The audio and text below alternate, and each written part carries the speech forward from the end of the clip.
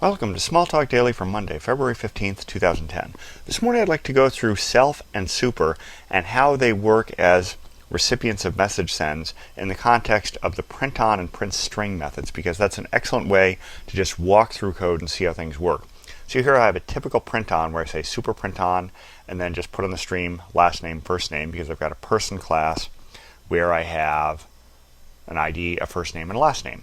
So it's a pretty simple example, and what we're going to do is we're going to debug our way through the last bit here. I'm going to do this, assign first name to Fred, last name to Flintstone. Now I'm going to debug my way through this to show you how this works. Let's hit debug, bring this into the view. Now what we're going to do is we're going to send into that, and we see here that we get this.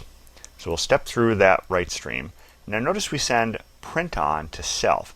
So I'm in class person, and print on is being sent to self. So let's see where that goes. If I do a send into that, notice this lands in class person. Lookup for self begins in the recipient class.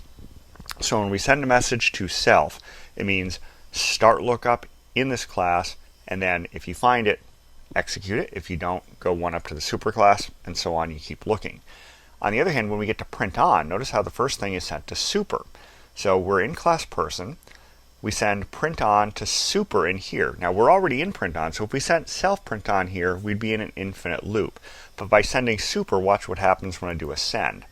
It goes up, the superclass's object, it finds print on in class object, and now it continues on. And now of course we're sending class to self, so in object we're going to start looking up the method class, which is basically a primitive, so that's why we didn't get to look that up. But I'm showing you the difference between self and super here for non-primitive things. So the way it works is when we send to self, we start lookup at the level in the hierarchy we're at.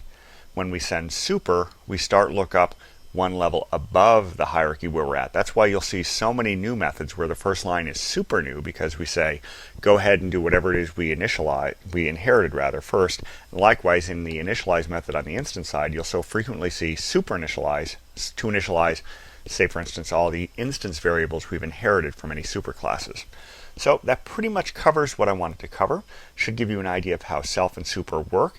And in order to do this yourself, all you really need to do is find any class that has a print on method, send print string to an instance, and walk through it yourself in the debugger. So that's about it for today. Until next time, have fun with Smalltalk.